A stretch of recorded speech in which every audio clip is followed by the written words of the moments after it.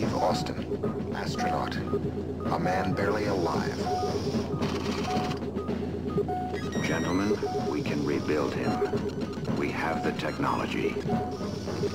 We have the capability to make the world's first bionic man.